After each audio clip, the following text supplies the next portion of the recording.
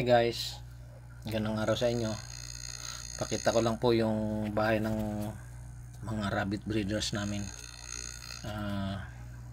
Yan po siya, yung pinagawa namin bahay ng rabbit breeders namin. Tara guys, pasok tayo sa loob. Tingnan natin ang mga alaga naming rabbit. Ayan po yung loob niya. Bali 3 patong po yan, or 3 layers. Yung unang layers po sa baba, yung mga kits po yan na babae, ordo, na siniperate namin. Ganon din po yung sa second layer na yan. Meron po 8 holes siyang kada layer. So ginawa namin, pinag-tatlo namin kada holes. So umabot po ng 34 heads po yung doon namin na kits ng mga breeders namin. Yung sa taas po niyan, yan po yung mga mother doon nila. Bali 16 heads po yan. Bagong start lang po yan noong nitong November 20, 21, 22, 23 tsaka 25. Pinaghati-hati namin yung 16 head na do. Yan po yung mga namin, mga breeder namin.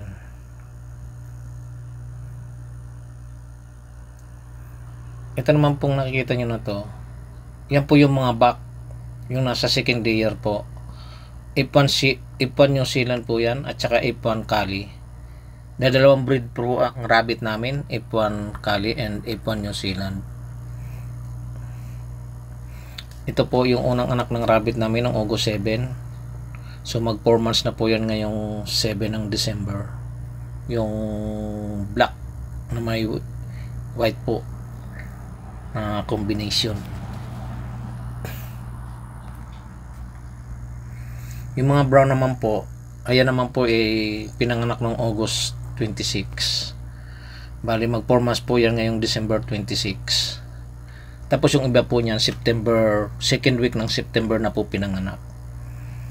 Yung magkakasama po na yan, nasa baba, sa first layer tsaka second layer, yan po yung mga kits na hiniwalay namin. Bali 39 heads so yan, ng mga box namin na baby kits. Yung nasa taas nun, yun naman po yung mga back namin na nag-stud dun sa mga mother do namin. Ayan, katulad yan. Yan po yung back namin. Yan po. Yung brown na po yun naman po ay dayami, pinakapagkain po nila. Ka-alternate po nung yung feeds na binibigay namin na pellets na 3,000 integra. Tsaka binibigyan din po namin sila ng madre de agua, dahon ng madre de agua, at saka ng dahon po ng saging. Tsaka minsan po dahon ng mangga. Kumakain din po sila. Yan pong plastic matting na wala pa pong welded wire, kakabitan po namin yan. Reserve lang po namin yan doon sa magiging kits ng mga bagong stud na rabbit namin, ng mga mother do. Diyan po namin ilalagay pag sinipirit po namin. Pag nag 2 months po sila. 1 month po na magbubuntis ang rabbit. Pagkatapos po manganak na siya after 1 month. Tapos 2 months po wawalay na namin sila at marunong na po silang kumain ng solo nila. So pinaparami pa po namin yung breeder namin. Pero kung may gustong bumili, pwede naman pong bumili ayon po sa pagkasundo ang presyo namin.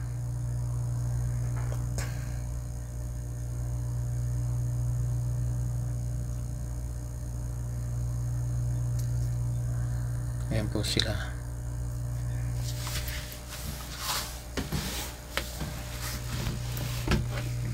Binibigyan po namin sila ng 50 grams na pellets, feeds sa umaga, ganun din sa gabi.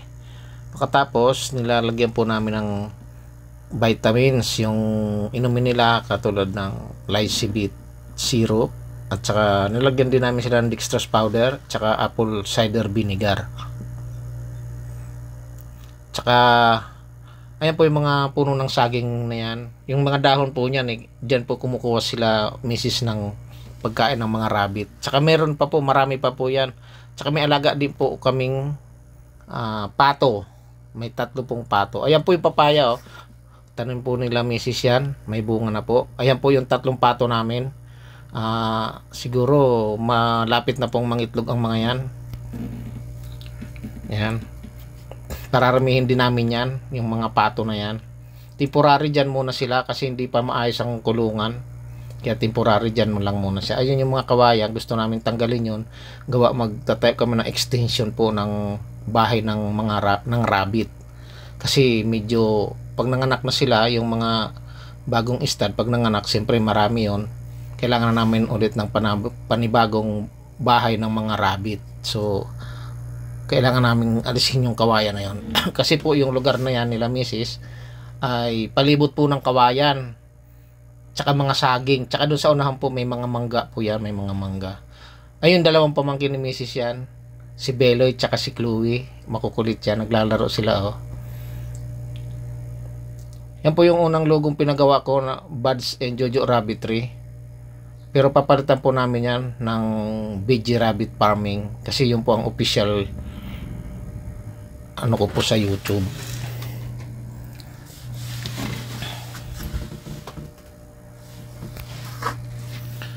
Yan po yung labas niya, yung sa side view.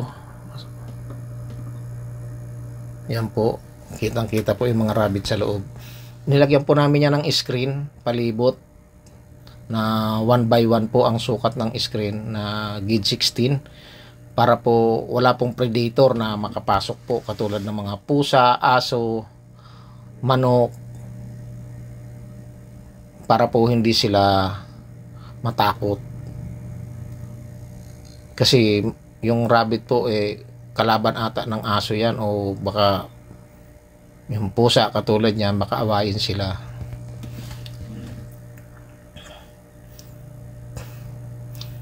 Ang sukat po ng kulungan namin na yan ay nasa 20 feet by 16 feet ang sukat po ng kulungan na yan. Medyo malaki na rin po ang inabot ng pinakapuhunan namin dyan.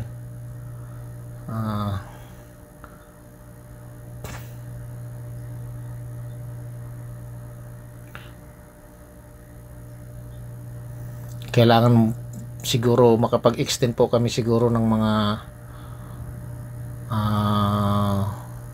60 feet by 20 feet na panibagong kulungan kasi medyo marami ang ipapanganak nung 60 na mother doe. Marami yun kasi minsan nanganak sila ng 7, 8 o siyam.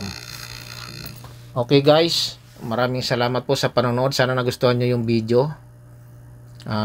Paki-like na lang po, subscribe and subscribe and click the notifications for more updates.